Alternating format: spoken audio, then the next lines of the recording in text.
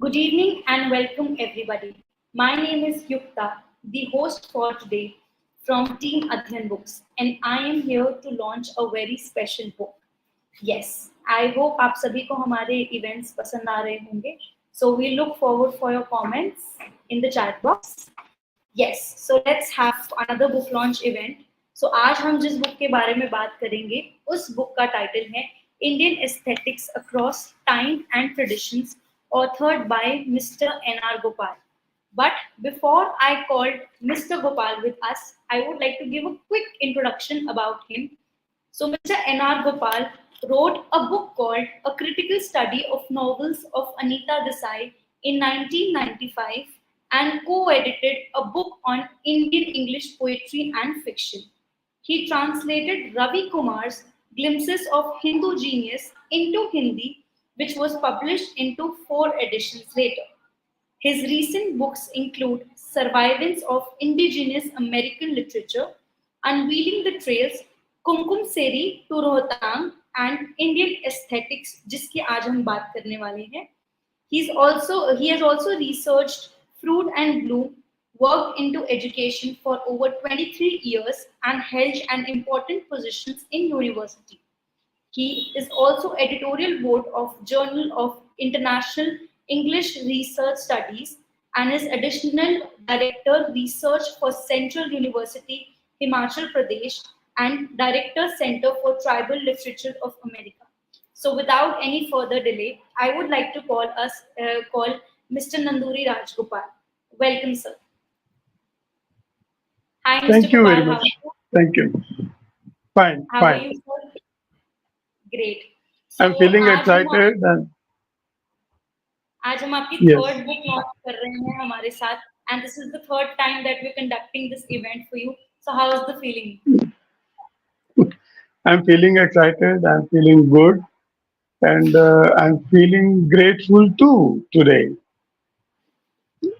The response, so far as is concerned about the book, seems to be very positive. Seems to be good. Readers and critics alike have appreciated the comprehensive approach to Indian aesthetics, and I'm really humbled by the reception of the book by the readers. Great so mister Nanduri Raj you have actually you know I if I am not wrong ये आपकी तीसरी book है और तीनों की तीनों books Amazon best seller बन चुकी है सो how is the feeling of being a best Gee, seller author for the third time yes, yeah, thank you very much for that. It's truly an honor to see this consecutively, the third book, Indian Aesthetics Across Time and Tradition, resonate with so many readers. This achievement reflects the growing interest in Indian culture and aesthetics, which is very encouraging for me as an author. Great. So, you know, this is the third book. So, I would like to know when did you recognize that, okay, I am into writing, I love writing. So, when did you know, recognize your passion of writing? Yes, I do remember that when I was asked the same question for my first book, I did say that my passion for writing emerged little late in my life. But so far as this book is concerned, for this book, my passion, it's closely tied to my fascination with Indian culture and arts. As I delved deeper into studying our rich traditions, I found writing to be the most effective way to express and share my insights. This book is the culmination of years of research and a lifelong interest in Indian aesthetics. Great, great. So when you know when we launched your first book, it was about English literature, and now the third book is about Indian aesthetics, and tradition. So why for this third book you chose this specific topic? I would love to know that. Well, this also happens to be a part of broader canvas of English literature.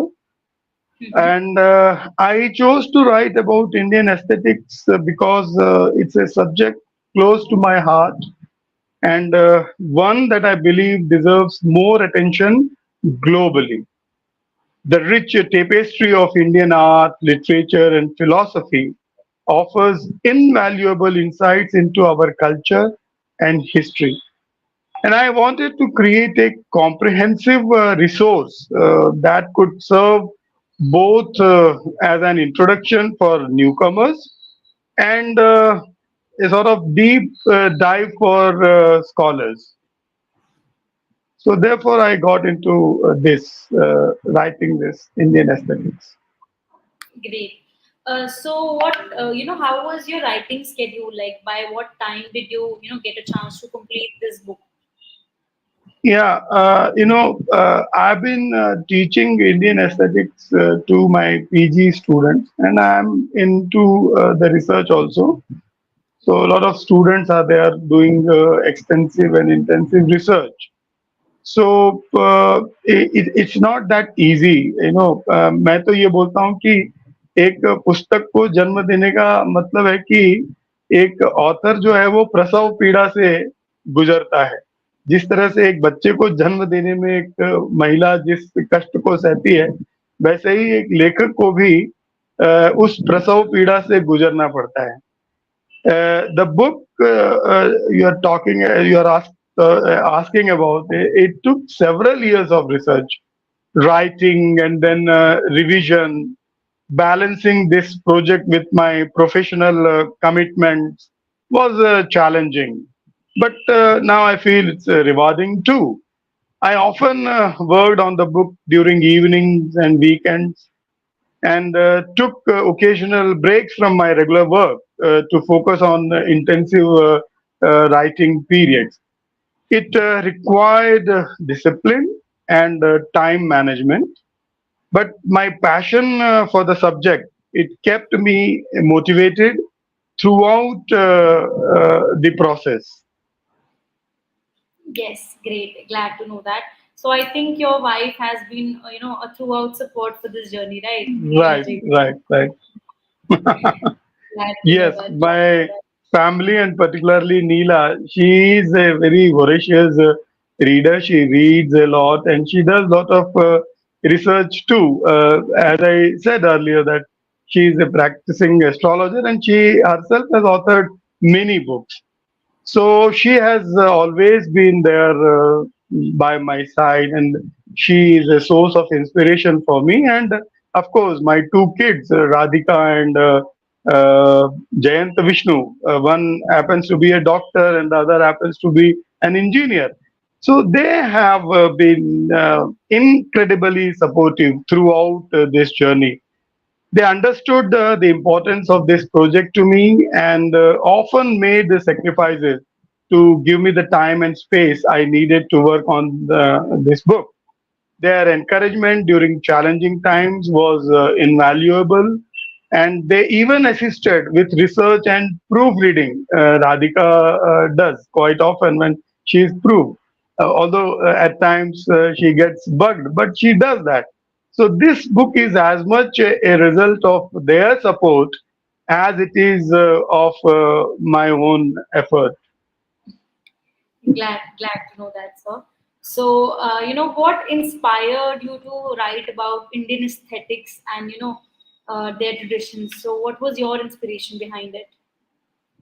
Yes, for that, I would say that growing up in India and particularly a place like Kashi, I was surrounded by its rich customs, art forms, and literature, which naturally fostered a deep connection with our cultural tapestry. We know that Kashi is a place, even if you don't want to notice, the culture, it surrounds you. So, my early fascination with the vibrant colors of traditional festivals, the rhythmic verses of ancient poetry like Bhagavad Gita and many more, and the Upanishadic Psalms and all, and the timeless allure of classical paintings and classical writings. profoundly influenced my artistic sensibilities. This backdrop nurtured my early fascination with the vibrant colors seen during traditional festivals in Varanasi and other places too. The rhythmic verses of ancient poetry, as I just now mentioned about Bhagavad Gita, and the timeless allure of classical writings, classical paintings. So, the book is my attempt to share this journey and offer a deeper understanding of Indian aesthetics. Great. Glad to know that. So now you told your inspiration. So I would also like to know what an overview from you that what readers can expect from this book. So can you share that overview? It has, yes, yes, it has got lot of things to offer to readers.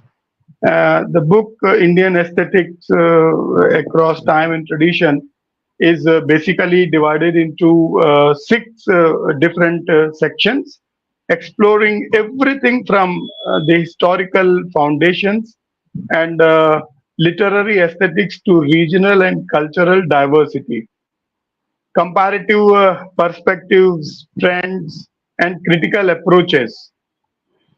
It's a comprehensive exploration of Indian aesthetics, offering readers insights into the profound creativity and cultural heritage of India, that is Bharat. Readers will embark on a journey through the realms of Sanskrit literature, which is more prevalent and prominent in North India, and moving from there to Tamil Sangam poetry, South, there also that also I have tried to incorporate here, and then Persian influences. How these traditions have shaped Indian aesthetics. The book also delves into comparative analysis, exploring where Indian and Western aesthetics converge and diverge, and extends into post colonial, feminist, and postmodern theoretical perspectives. Well, glad to know that. So I think this book offers a lot about Indian tradition that we are actually not aware of. Right. So I have been seeing that there's a word used which is called aesthetics. So can you describe the context of the word aesthetics to your book? Right, right. It's very important, Yukta, because many people they have heard about aesthetics, but they don't have any idea as to what this aesthetics is all about. In Right, the context of, well, of course, the term is used with various words, but in the context of my book, aesthetics it refers to the philosophy of art and beauty as understood within the Indian cultural and philosophical framework. This is one thing. It encompasses various art forms such as music. Even music also, it should be aesthetically very good, very soothing. So right. it encompasses various art forms: music, dance, drama, literature, and visual art, and emphasizes the emotional and spiritual experiences they evoke. So it is not only something which is performed or something that we listen, but it has got spiritual connotations too. Indian aesthetics is deeply rooted in interrelation of different art forms and the transformative power of art, which very few people know, aiming to elicit emotional responses and foster a profound connection between the artwork and the audience, those who are watching that. So this is how I explain the term aesthetics. Glad, glad to know that. So there are a lot of things the book talks about, but as per your point of view, I would like to know which section, or you can say which chapter is more impactful, for audience. So can you guide us your personal favorite chapter? Well, if you ask, I would say the whole entire book is very impactful Yes. and meaningful too. But the chapter on the historical foundations of Indian aesthetics is particularly meaningful to me. If you read that part, it will give you ample idea what actually I'm going to do in this book. Because it traces the roots of our aesthetic traditions back to the Vedas and Upanishads and Natya Shastra. Natya Shastra, very few people know about that. Natya Shastra, I'll say that this is considered as fifth Veda. We know that we have got four Vedas: Rigved, Exactly. Samved, Yajurved, and Atharvaved. But Natya Shastra is considered to be the fifth Veda. Very few people have got. So what Bharat Muni, 200 BC, before Christ, Mhm. uh, said that through this book, that what he did, he took a lot of things from all the four Vedas and incorporated here in this particular book, which we know as Natya Shastra. So it's older than the present century that we are a part of. So this, Natya Shastra highlights the enduring principles that have shaped Indian art and literature for centuries. So therefore, also this book, my book, becomes very important and seminal.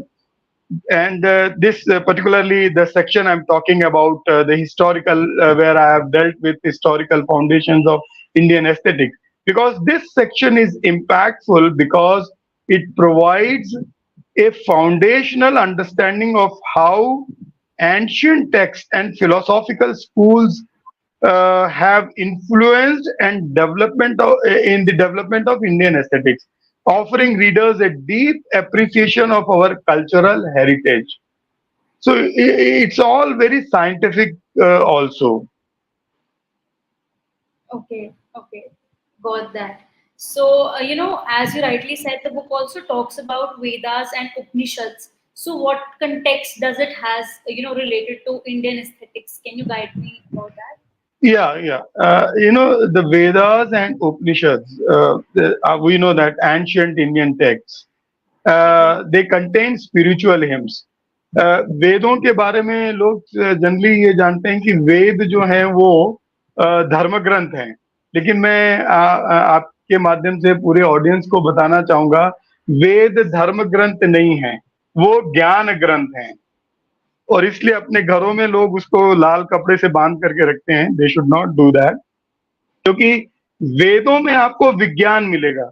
आपको मालूम है कि हमारे वेदों में atomic science भी है, हमारे वेदों में आयुर्वेद विज्ञान भी है, हमारे वेदों में आपको सर्जरी तक का इंफॉर्मेशन, यानी साइंस भी हमारे वेदों में भरा हुआ है।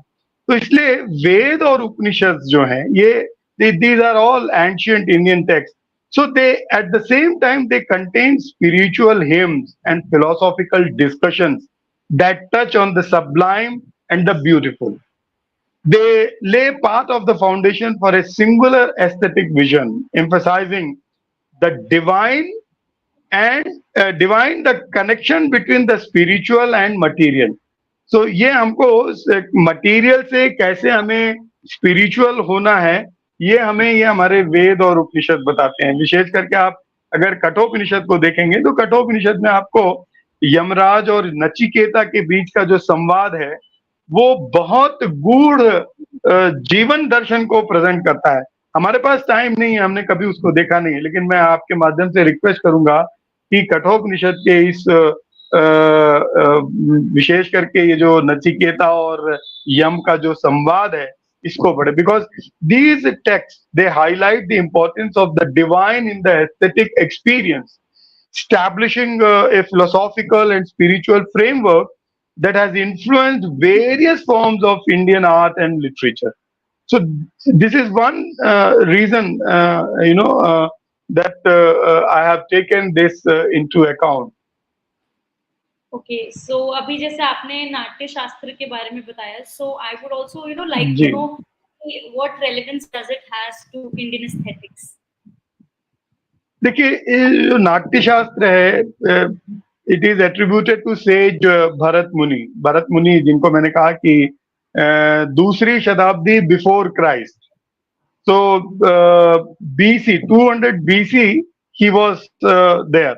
जिस समय यूरोप के पास यूरोप अपने अस्तित्व में ही नहीं था। उनका क्रिश्चियन एरा शुरू होता है 1 ईस्वी से, आज हम 2024 ईस्वी में, यानी उनका जो इतिहास है वो 2400 वर्ष पुराना ही है। जबकि हमारे जो भगवत गीता है उसको बोलते हैं कि 5000 वर्ष पुराना है, और इसको जो है कार्बन डेटिंग के माध्यम से प्रूव भी किया जा चुका है। यहाँ तक कि रामायण में जो पात्र हैं वो काल्पनिक नहीं है जैसा वेस्ट ने बताया है, वो फिजिकली यहाँ पर रहे। उसका एक उदाहरण मैं आपको देता हूँ कि जो सेतु समुद्रम है ये भारत और श्रीलंका के बीच में, उसका कार्बन डेटिंग करके पता लगाया गया है कि वो जो सेतु समुद्रम है, वो जो पुल बना हुआ है जिसको भगवान राम ने बनाया यहाँ से श्रीलंका जाने के लिए, माता सीता को छुड़वाने के लिए, वह मनुष्यों के द्वारा बना हुआ है। यह बात आज नासा भी कहता है। और उसी तरह से साहित्य की बात आती है तो हम लोग इंग्लिश लिटरेचर को बहुत एकदम अपने सिर के ऊपर रखते हैं, ऐसी बात नहीं है। हाँ, they have also contributed. I am not denying that. The Natya Shastra attributed to sage Bharat Muni is a crucial early Indian treatise on the performing art, composed between the 2nd century BCE and the 2nd century CE, that is Christian era. It profoundly influenced India's theater, music and dance tradition.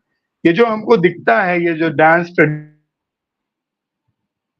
it originated from there. Few more things I'll be telling in due course of this Delhi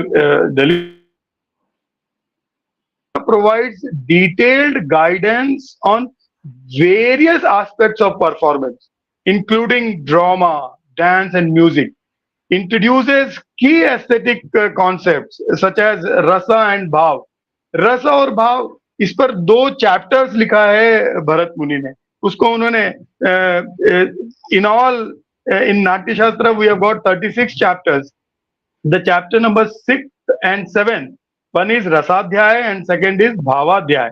It serves as the principal source of ancient Indian theatre and performing arts, making it indispensable for understanding the foundations of Indian aesthetics. So ये है नाट्य शास्त्र के बारे में। जी, तो जैसे कि अभी आपने रसा के बारे में बताया, तो आप थोड़ा सा और इसके कॉन्सेप्ट के रिगार्डिंग हमें बताएंगे, and what relevance does it has? हाँ, yes. Rasa, when it comes to literature, basically meaning aesthetic sentiments, aesthetic pleasure, ये एक दूसरा शब्द है जो रस के लिए सामान्यतः प्रयोग किया जाता है. And this rasa, which is the aesthetic sentiment, is central to Indian aesthetics. It refers to the emotional response evoked by art. हम कोई बहुत सुंदर आर्ट पीस को देखते हैं तो अंदर किस प्रकार के भाव जागृत होते हैं. प्रकार के कोई परफॉर्मेंस अगर हम स्टेज पर देखते हैं तो कैसे हम उससे एकदम से प्रभावित हो जाते हैं, और ये जो कुछ है वो प्रभाव कैसा होता है, क्या है, इस पर भरत मुनि ने बहुत डिटेल में लिखा है. In fact Indian artists strive to create works that elicit specific emotion such as happiness, love, or sadness, enhances the audience's experience and connection with the art.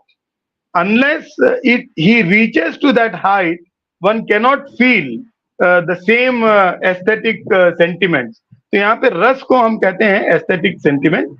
The concept of rasa emphasizes that art is not merely for entertainment. It doesn't stop with that, but is intended to evoke profound emotional and spiritual experiences, transforming both the artist and the audience, both. So this is how rasa becomes very important when it comes to literature. Great, glad to know that. And there are a lot of different religions, right? So आप बताएंगे how does this different religion contribute into Indian aesthetics? Well, I would not say. I will little change there. It's not religion, but it's the region, a region of a country from where I have incorporated material, because if I focus only upon the north part of our country, I will not be justifying, because when I talk about Indian aesthetics, I'm talking comprehensively. I'm talking about each and every part of this country. So different regions, they have produced literature and they have contributed to the aesthetic diversity. As I said that in the beginning, that each region in India has its own distinct artistic traditions and cultural expressions. For instance, if I give you example to understand, you may not have heard about Tamil Sangam literature, but this Tamil Sangam literature has unique aesthetic principles. If you visit, you will get to know about that. And at the same time, Persian, those people, they came here. So I have tried to incorporate part from there also. This Persian aesthetics have also why I have taken, because the Persian aesthetics also influenced Indian tradition.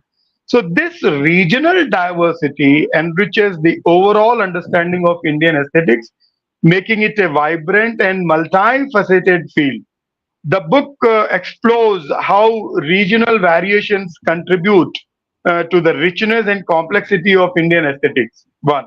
And then highlighting the importance of the regional and cultural diversity in shaping our artistic heritage. So we don't find that what we study here, what is a part of Indian aesthetics from north, is not associated or not connected to something that is produced in south of our country.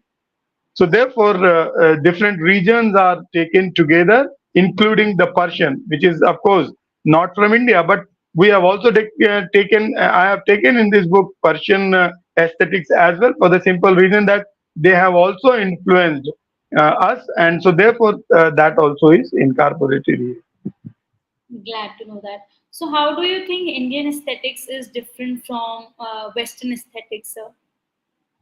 Yes, of course. If I talk about different Indian, different parts of Indian aesthetics, taking from all over the country, then how can we leave the Western aesthetics too? So here comes the comparative study. So Indian and Western aesthetics have both convergences and divergences. Of course, it's not the same.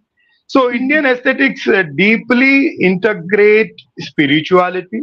This is the speciality of Indian aesthetics. So Indian Mhm. aesthetics deeply integrate spirituality, symbolism, and emotional impact, while Western aesthetics often emphasize form, structure, and intellectual analysis. So they remain on the periphery. They are not able to go deep into the way Indian aesthetic goes. It touches the heart, but they do a lot of mental exercises. As I said, that intellectual analysis is given more importance in Western aesthetics, and they are more concerned about form, form of literature, how it should be, what it should be, and then structure also. Exploring these differences and intersections provides a richer understanding of global aesthetic traditions. So, therefore, it becomes all the more important for me to take from Western aesthetics also, which I have done. So, this book delves into comparative perspectives, underscoring how Indian and Western aesthetics can complement and enrich each other. So, with that idea, I have taken Indian and Western both. Glad, great to know that. So, I wanted to know how is the relationship between, aesthetics and spirituality in Indian art forms. Yeah, we can't, segregate them. In Indian art forms, aesthetics and spirituality are deeply intertwined. देखिए Mhm. आपने सुना होगा हमारे यहाँ कहते हैं जो सुंदर है वो सत्य है और जो सत्य है वो शिव है। तो देखिए हम सुंदरता फिजिकल है, सुंदरता स्पिरिचुअल भी होता है, लेकिन हमारे लिए जो लेमैन है उसके लिए कोई भी सुंदर चीज जो है उसको डिवाइन अनुभूति देती है। कोई भी सुंदर व्यक्ति हो सकता है, सुंदर वस्तु हो सकता है, सुंदर ओकेजन हो सकता है, तो हमने जो है उसको जोड़ दिया। जो सत्य है वो सुंदर है, जो सुंदर है वो शिव है। वो सत्यम शिवम सुंदरम का जो कॉन्सेप्ट आता है, वही मैंने यहाँ पर लिया है। तो Indian art forms, aesthetics and spirituality are deeply intertwined. You can't segregate them. Art is often seen as a means of expressing and experiencing the divine. Art के माध्यम से ही हम डिवाइन, क्यों ऐसा होता है कि कोई परफॉर्मेंस हम देखते हैं, देखते देखते रोने लगते हैं? Because that touches our heart. Why it happens that on such some performance suddenly we feel so highly elated, highly happy. तो ये जो हैप्पीनेस है और ये जो सैडनेस है, या ये जो एकदम से आश्चर्य आना, ये सब चीजें जो है हम इसको जोड़ते हैं एस्थेटिक्स को स्पिरिचुअलिटी के साथ. The concept of rasa, for example, it emphasizes the emotional and spiritual response to art.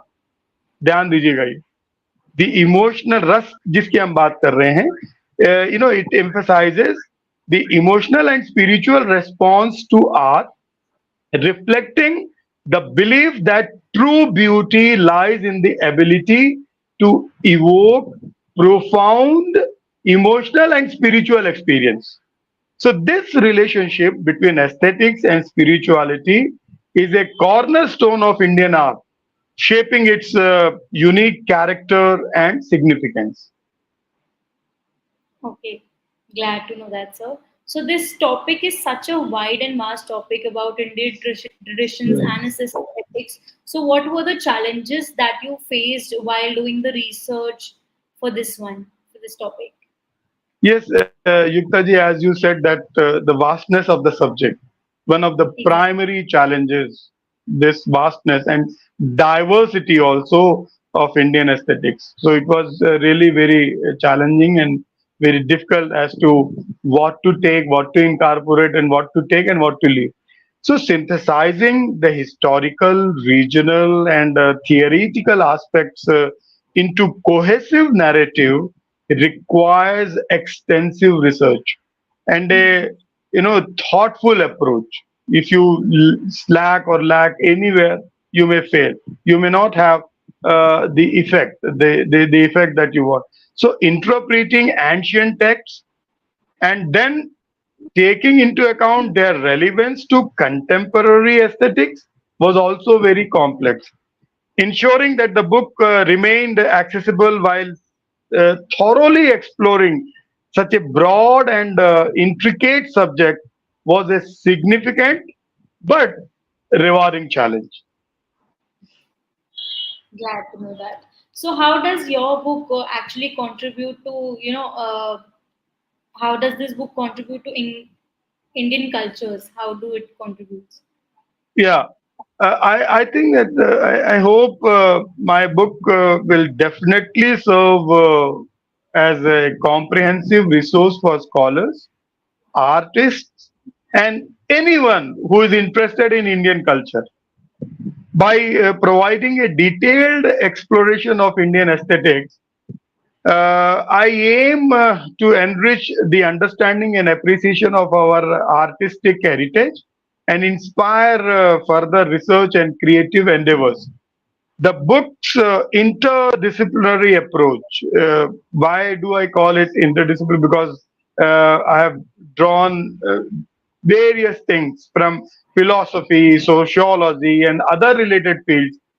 It aims to provide a holistic view of Indian aesthetics, making it distinctively thorough and impactful. This is what I feel. Great. So as this book talks about Indian aesthetics, so how do you think this will contribute to, a broader understanding within India as well as internationally as well, like a global reach? Yes, yeah. Of course, it's a very relevant question because people will try to ask that, and particularly the audience from abroad. I hope my work will help bridge the cultural gaps and foster a greater appreciation of Indian aesthetics on a global scale. By highlighting the richness and diversity of Indian art and philosophy, I aim to inspire a deeper understanding and respect for our cultural heritage, which is not nowadays not seen. But I want that by with my this humble contribution. Additionally, I hope to encourage cross-cultural dialogue and collaborations, helping to preserve and promote traditional Indian art forms while embracing contemporary influences. Great. So, how do you see a future of Indian aesthetics amid Western culture, sir? Of course, this is a very grave question because we know that very few universities have got Indian aesthetics in their curriculum.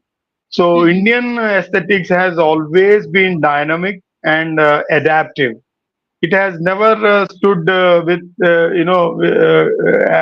it has never been standing at crossroads with other uh, uh, um, literature of the clan. While Western influence poses challenge, we can't deny this. It also offers opportunities for synthesis and innovation at the same time. By blending traditional Indian aesthetics with contemporary ideas, we can create a vibrant and evolving artistic landscape that honors our past while embracing the future. I believe that Indian aesthetics will continue to thrive, contributing to a richer and more diverse global artistic community. Great. So, what do you hope readers are going to take away from the book Indian Aesthetics Across Time and Traditions? Yeah, I have got a lot of hopes from this book, and particularly I hope readers find this book not just a reference, but an invitation to engage deeply with Indian aesthetics by exploring the various art forms and philosophical traditions.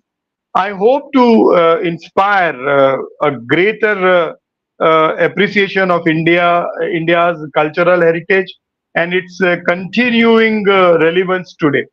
Ultimately, I want readers to embark on their own journeys of discovery, the way I have done, finding inspiration and illuminations in the rich tapestry of Indian aesthetics.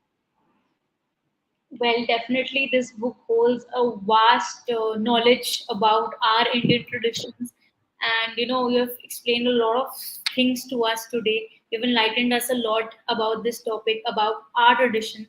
And yes, audience, we have the purchasing link of the book in the chat box, and you can go and grab your copy now. The book is available in e-version as well as physical version, so you can grab your copy.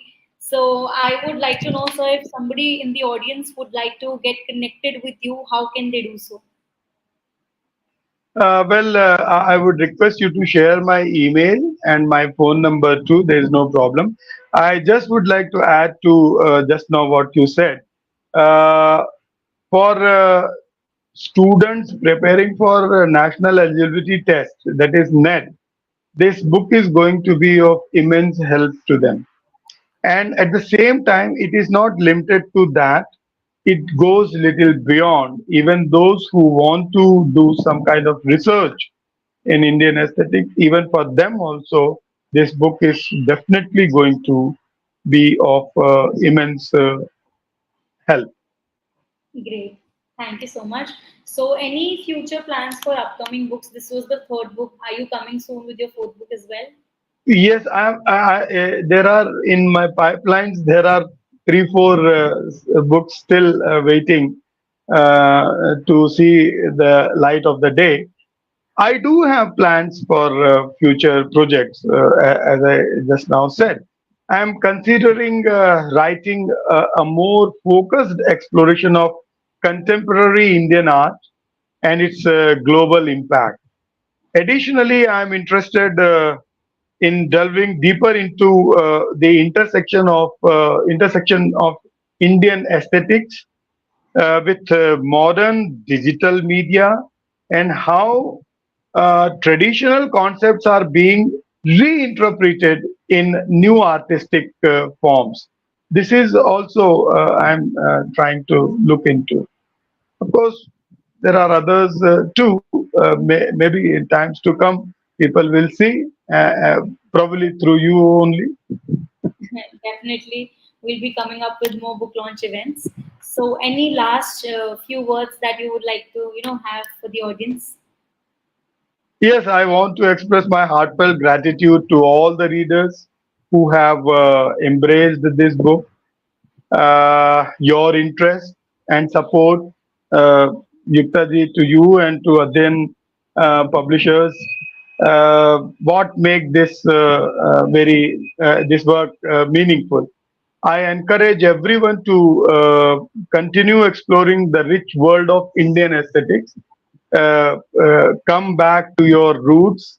It's very important and essential at this crucial juncture when we are facing a lot of threat to our culture, whether through traditional art forms or contemporary interpretations. Of course, I'm trying to explore more on that. Let's keep this cultural conversation going and continue to appreciate the beauty and wisdom inherent in our artistic tradition. Thank you, sir. Thank you Thank so you much very for much. Thank you very yeah, much. thank you so much for joining. So yes, thank you everybody for joining. We have the purchasing link in the chat box. You can go and grab your copy now. So yes, we will be coming again with another book launch event. Till then, thank you so much.